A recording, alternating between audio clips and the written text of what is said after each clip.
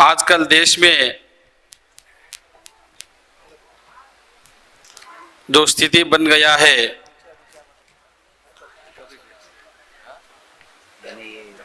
उसका कारण क्या है और इस व्यवस्था का जो निर्माता कौन है, आप सभी लोग जानते हैं। इस व्यवस्था को बदलने के लिए हम सब लोग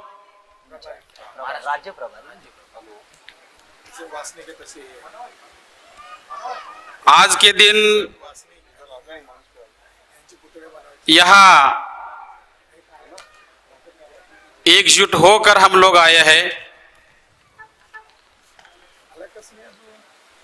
मैं लिंगायत धर्म का प्रचारक हूं। हम लोग भी इस ब्राह्मणी व्यवस्था के विरोध में सैकड़ों सालों से लड़ रहे हैं। 1200 सदी में महात्मा बसवण्णा लिंगायत नाम का एक बहुत बड़ा आंदोलन किया कर्नाटका में। सभी मूल निवासी बहुजनों को साथ में लेकर ब्राह्मणी गुलामगिरी से आजाद करने के लिए महामानव तथागत गौतम बुद्धा के बाद सबसे बड़ा जो आंदोलन हुआ कर्नाटका में, महात्मा बसवण्णा का नेतृत्व में लिंगायत आंदोलन हुआ। उसको शरण आंदोलन भी कहते हैं। हमारे एक स्वतंत्र धर्म है, अभी तक उस धर्म को संवैधानिक मान्यता नहीं है। हमारा एक अलग पहचान है, हमें वो पहचान नहीं दिया है। उस पहचान के लिए हम लोग लड़ रहे हैं।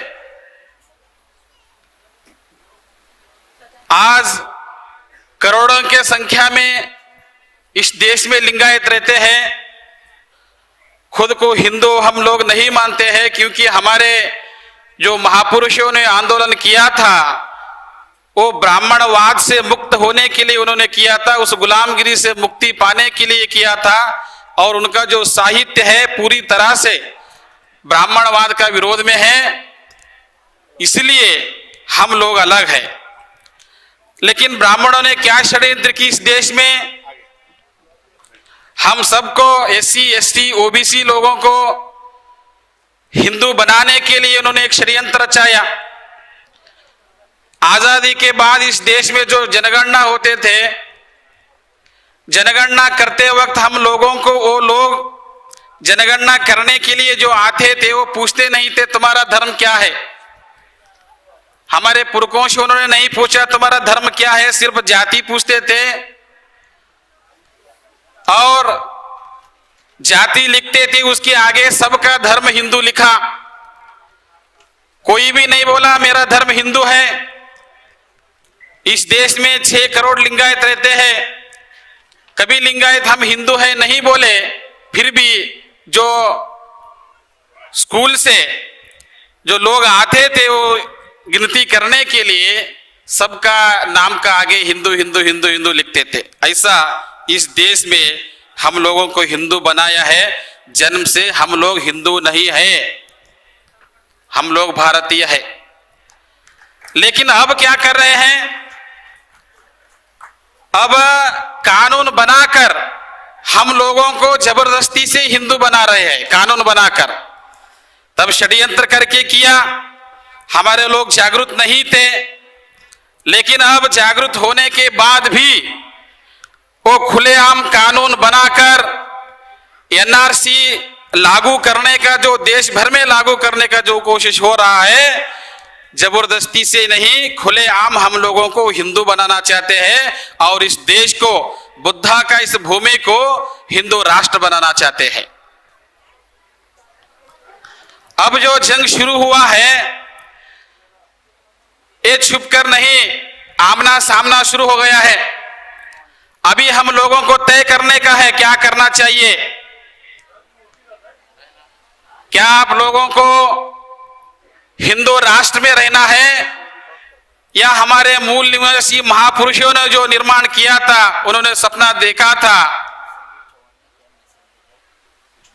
समतावाद का, मानवतावाद का, या भारत में रहना है या हिंदुस्तान में रहना है, यह फैसला हम लोगों को अभी करना चाहिए।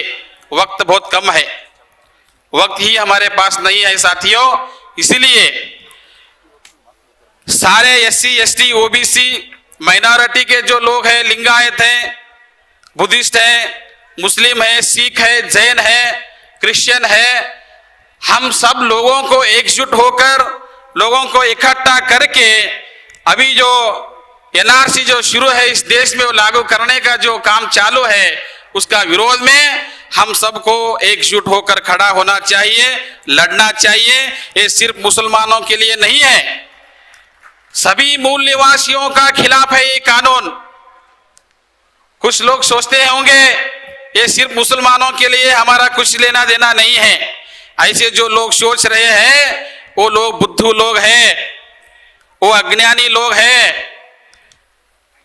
जो जागरूक लोग हैं उनको पता है ये जो एनआरसी जो आ रहा है सभी भारतीयों के खिलाफ है। इस देश को हिंदू राष्ट्र बनाना चाहते हैं, आगे चलकर कॉमन सिविल कोड लाकर सभी धर्म का, हमारा जो अलग अलग विचारधारा है, परंपरा है, हमारा आचार विचार है, जन्म से लेकर मृत्यु तक हमारा अलग अलग आचरण है, वो हम नहीं कर सकते हैं। कानून बनाकर हिंदुत्व के अनुसार हम लोगों को सब कुछ करना चाहिए, वेदों के अनुसार हम लोगों को करना चाहिए। हमारा जो महापुरुषों ने हमें दिखाया मार्ग, उस मार्ग पर हम नहीं चल सकते हैं। ये षड्यंत्र चालू है, ऐसा नहीं होना चाहिए। हमारे आगे आने वाले पीढ़ी आजादी से जीना चाहिए, तो अब हमें चुप बैठना गलत बात है। हम सबको एकजुट होकर, एक साथ होकर इस जंग में, क्योंकि ये जंग है, इस जंग में हम लोगों को शामिल होना चाहिए। इसलिए हम लोग दिन रात लगातार मेहनत कर रहे हैं। कर्नाटका में इसी तरह पूरा देश भर में लोगों को जागरूक करना जरूरी है। मुझे बहुत खुशी हुआ आज के दिन आप लोग यहाँ आए हैं, लेकिन सिर्फ आके इस बात को सुनकर जाना नहीं, जाने के बाद इसके साथ में, इसका पक्ष में हम लोगों को काम करना चाहिए।